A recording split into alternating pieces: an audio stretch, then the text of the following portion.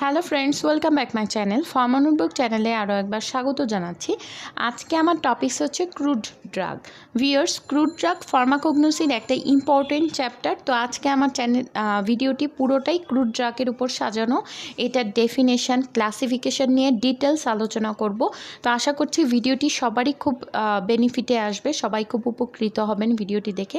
যদি ভালো লাগে একটা লাইক করবেন, শেয়ার করবেন, এবং যারা এখনও আমার চ্যানেলটি সাবস্ক্রাইব করেনি প্লিজ সাবস্ক্রাইব মাই চ্যানেল। আর যারা সাবস্ক্রাইব করেছেন তাদেরকে জানাচ্ছি অসংখ্য ধন্যবাদ। আর অবশ্যই ভিডিওগুলো শেয়ার করুন ফার্মাসি কমিউনিটিতে, ফার্মাসি স্টুডেন্টদের কাছে, যেন তারা বেনিফিটাইড হতে পারে। আর আমার চ্যানেলের এটাই উদ্দেশ্য যে বেনিফিট পাওয়া। তো আজকে আমার ভিডিওটি আমি শুরু করি। ফার্স্টে আজকে আমি যে টপিকসগুলো নিয়ে আলোচনা করব সেটা হলো what is crude drug. Next থাকবে সোর্সটা, টাইপস এবং ক্লাসিফিকেশান, ব্রিফলি এক্সপ্লেন করব। ক্রুড ড্রাগের ডেফিনেশনটাও এক্সপ্লেন করব ব্রিফলি। ভিউয়ার্স, এখানে আমি বেশ কিছু পিকচার অ্যাড করেছি, লাইক যেমন এখানে কিছু ফুলের ছবি দেখা যাচ্ছে, এখানে কিছু ফলের ছবি দেখা যাচ্ছে, হ্যাঁ ওকে। তারপর এখানে পাতার ছবি দেখা যাচ্ছে, এখানে বাকলের ছবি দেখা যাচ্ছে, ডালের ছবি দেখা যাচ্ছে। তো দিস আর অল ঔষধি ড্রাগ বা ঔষধি গাছ বলতে আমরা যেটা বুঝাই, অর্থাৎ এই প্রতিটা উপাদানের একটা করে ফার্মাকোলজিক্যাল অ্যাকশান আছে যাদের কিনা, অর্থাৎ আমি যদি বলি যে এই ফুলটার একটা ঔষধি গুণ আছে, ওকে।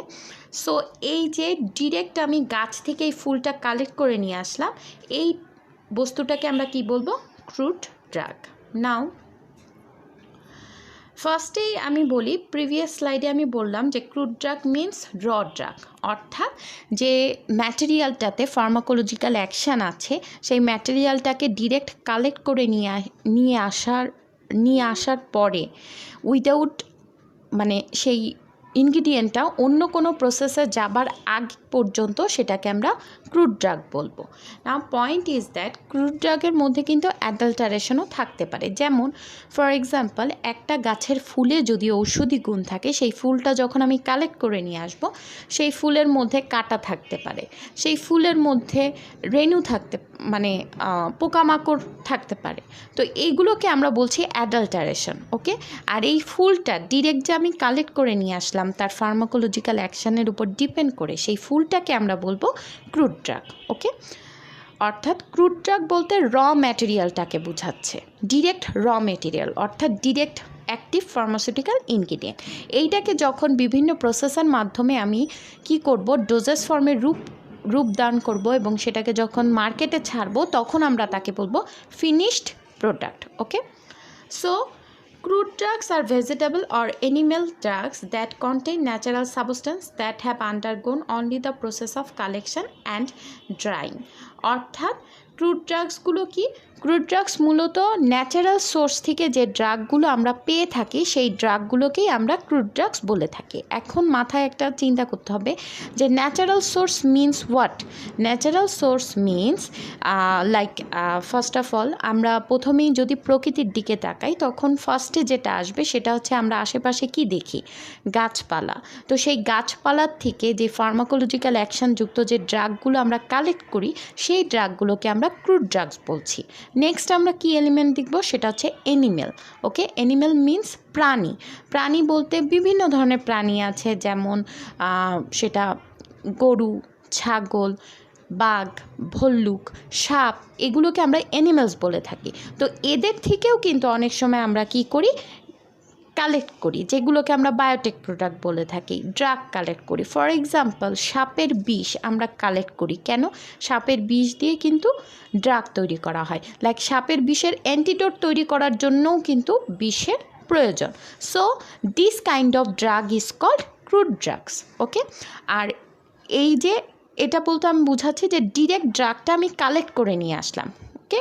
যে কথাটা এখানে বলা হয়েছে যে collection and drawing, only the process of collection and drawing, অর্থাৎ আমি কালেক্ট করে নিয়ে এসেছি ড্রাগটাকে, সেই ড্রাগটাকে আমরা ক্রুড ড্রাগস বলবো। এখন এটার থেকে যখন আমি বললাম না যে গাছের ফুল কালেক্ট করে নিয়ে আসলাম, সেটাকে যখন আমি বাছবো, তারপর সেটাকে যখন ড্রাই করব, সেটাকে যখন গুঁড়া করব, সেটাকে যখন ডোজেস ফর্মে রূপ দিব, সেইটা তখন কি হবে? ফাইনালি ফিনিশড প্রোডাক্ট হবে। তার আগ পর্যন্ত কিন্তু ক্রুড ড্রাগই থাকবে।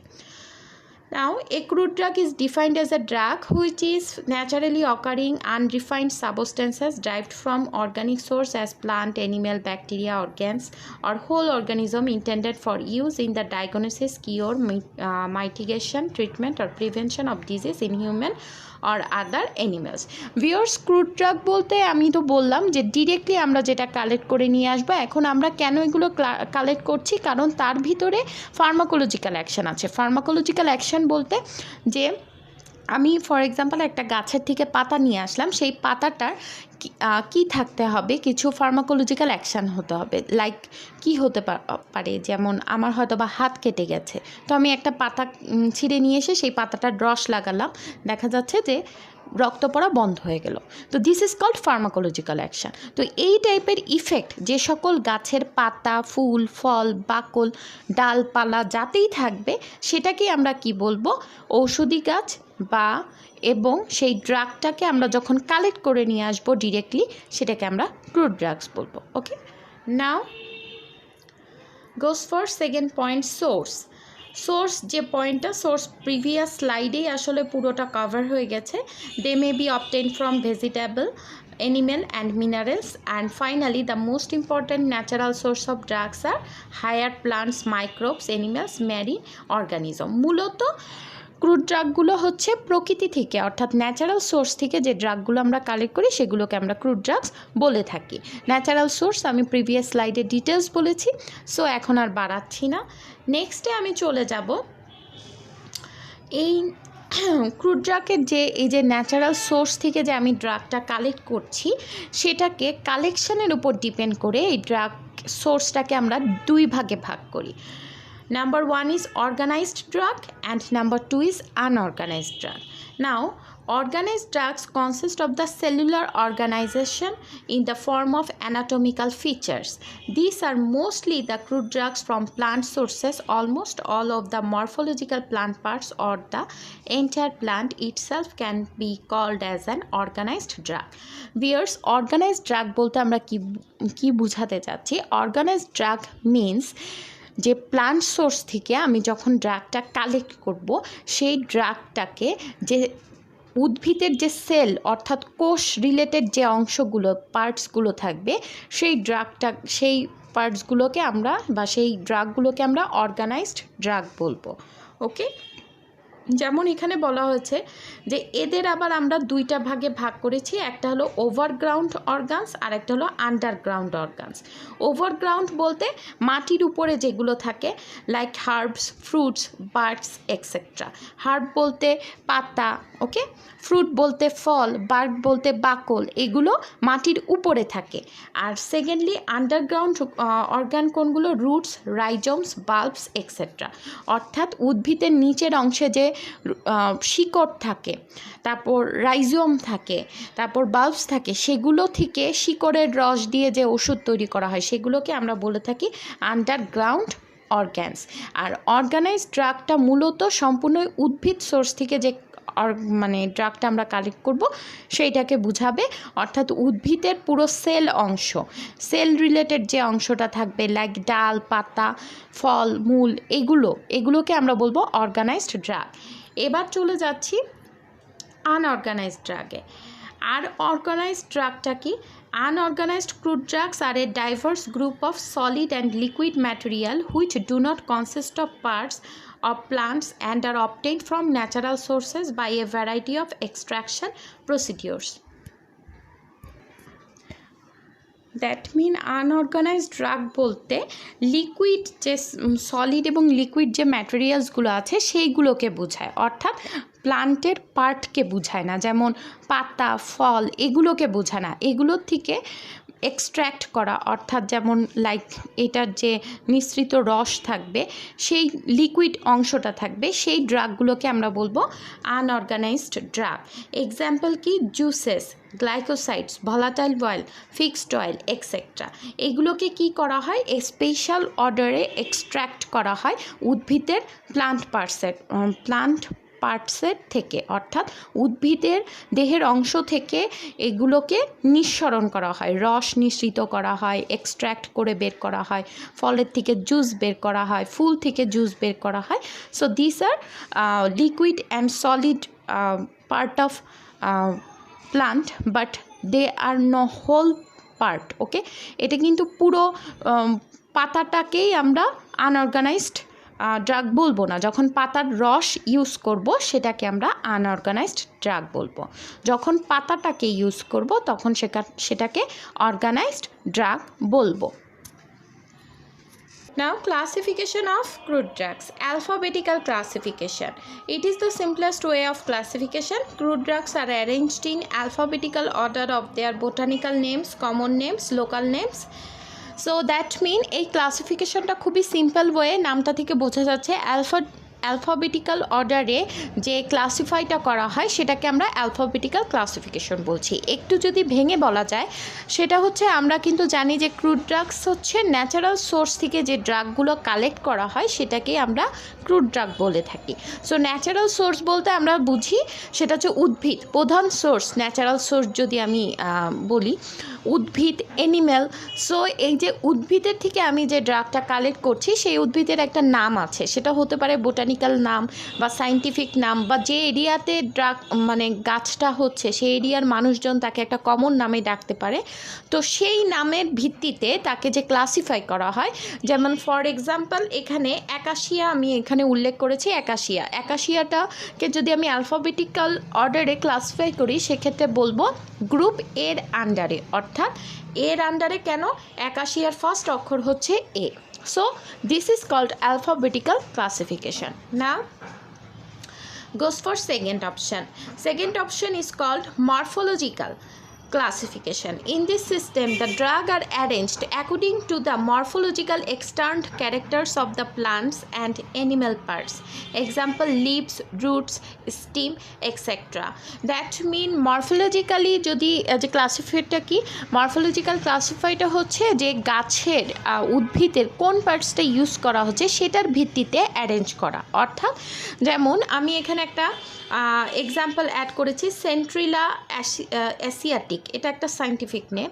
এই গাছটা হচ্ছে গিয়ে থানকুনি পাতা, যেটা খুবই প্রচলিত, থানকুনি পাতার খুবই ঔষধি গুণ আছে আমরা জানি। তো থানকুনি পাতার কি ইউজ হচ্ছে? পাতাটা ইউজ হচ্ছে। সো এই যে ক্লাসিফাই করা, অর্থাৎ অমুক উদ্ভিদের কোন অংশটা ইউজ করা হচ্ছে? পাতা। যে সকল উদ্ভিদের পাতা ইউজ করা হচ্ছে তাদেরকে একটা গ্রুপে ক্লাসিফাই করা, আবার যাদের বাকল ইউজ করা হচ্ছে তাদের একটা গ্রুপে ক্লাসিফাই করা।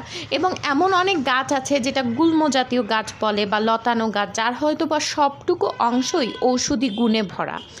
সো এই ধরনের ক্লাসিফিকেশনকে আমরা মরফোলজিক্যাল ক্লাসিফিকেশন বলবো। Now goes for pharmacological classification. Viewers, নামটা থেকে কিন্তু বোঝা যাচ্ছে যে ফার্মাকোলজিক্যাল বলতে যে সেই প্লান্ট সোর্স বা যে ক্রুড ড্রাগটাকে আমি ক্লাসিফাই করব তার যে ফার্মাকোলজিক্যাল ইফেক্ট আছে সেটার উপর ভিত্তি করে যে অ্যারেঞ্জিংটা করা হয় বা ডিভাইডটা করা হয় সেটাকে আমরা ফার্মাকোলজিক্যাল ক্লাসিফিকেশন বলবো। This is also referred to as therapeutic classification of drug. This involves grouping of drug according to their pharmacological action. যে পয়েন্টটা আমি বললাম যে ফার্মাকোলজিক্যাল অ্যাকশনের উপর ভিত্তি করে যে ড্রাগগুলোকে ক্লাসিফাই করা হয় তাদেরকে আমরা ফার্মাকোলজিক্যাল ক্লাসিফিকেশন বলবো। ফার্স্টেই যেটা হচ্ছে vinca, used as anti cancer, অর্থাৎ ভিনকা উদ্ভিদটাকে আমরা কি করে থাকি?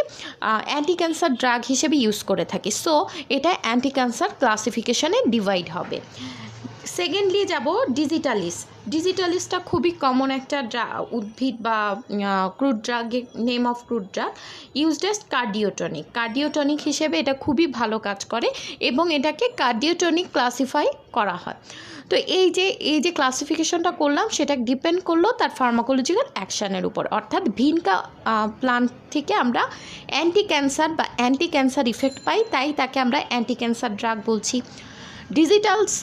ডিজিটালিসের থেকে আমরা কার্ডিওটনিক ইফেক্ট পাই বা তার ফার্মাকোলজিক্যাল অ্যাকশানটা হচ্ছে কার্ডিয়াকের উপর বা হার্টের উপর, তাই আমরা তাকে কার্ডিওটনিক ক্লাসিফাই করছি। তো এই যে ক্লাসিফাইটা করলাম, এটা অ্যাকচুয়ালি তার থেরাপিউটিক ইফেক্ট বা তার ফার্মাকোলজিক্যাল ইফেক্টের উপর ডিপেন্ড করে ক্লাসিফাই করলাম, এটাকে আমরা বলবো ফার্মাকোলজিক্যাল ক্লাসিফিকেশন। নাও থার্ডলি যাচ্ছি কেমিক্যাল ক্লাসিফিকেশন। কেমিক্যাল ক্লাসিফিকেশনটা কি? কেমিক্যাল ক্লাসিফিকেশন হচ্ছে the crude drugs are divided into different groups according to their chemical nature of their relevant and their identical constitute. অর্থাৎ বিভিন্ন কেমিক্যাল, আমরা জানি উদ্ভিদের মধ্যে বিভিন্ন ধরনের কেমিক্যালস থাকে, যেমন carbohydrate, glycoside, tannins, volatile oil, alkaloids. এদের উপর ডিপেন্ড করে যে ক্লাসিফিকেশনটা করা হয় সেটাকে আমরা বলবো কেমিক্যাল ক্লাসিফিকেশন। যেমন কার্বোহাইড্রেটের সোর্স হচ্ছে গাম মিউসিলেস, এটাকে কার্বোহাইড্রেট ক্লাসিফিকেশন করা হয়, অর্থাৎ এতে কার্বোহাইড্রেটের পরিমাণটা বেশি থাকে বা কার্বোহাইড্রেটের ইফেক্টটা বেশি থাকে। গ্লাইকোসাইডসের মধ্যে স্যাপোনিনস গ্লাইকোসাইড, ট্যানিনসের মধ্যে গুয়াভা টি, ভোলাটাইল অয়েলের মধ্যে fennel, orange peel, etcetera. Now goes for taxonomical classification. Taxonomical ক্লাসিফিকেশনটা কি? It is based on an accepted system of botanical classification grouped into kingdom, phylum, order, family, genus and species.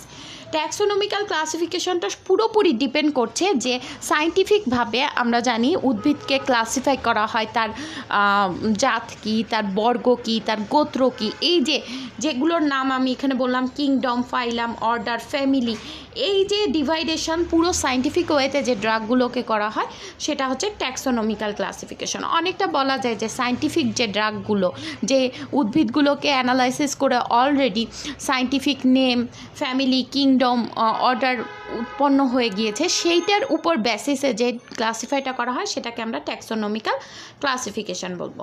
And finally হচ্ছে chemotaxonomical classification, secondary metabolites of pharmaceutical, অর্থাৎ যে মেটাবোলাইটসগুলো secondary মেটাবোলাইটসগুলো এই ক্লাসিফিকেশনের উপর depend করে। For example amino acid, alkaloids, glycoside, flavonoids, DNA hybridization, এগুলোকে আমরা কেমোট্যাক্সোনমিক্যাল ক্লাসিফিকেশনের আন্ডারে ফেলবো। তো ভিউয়ার্স, আজকে আমার কাছে এতটুকুই। Thanks for watching.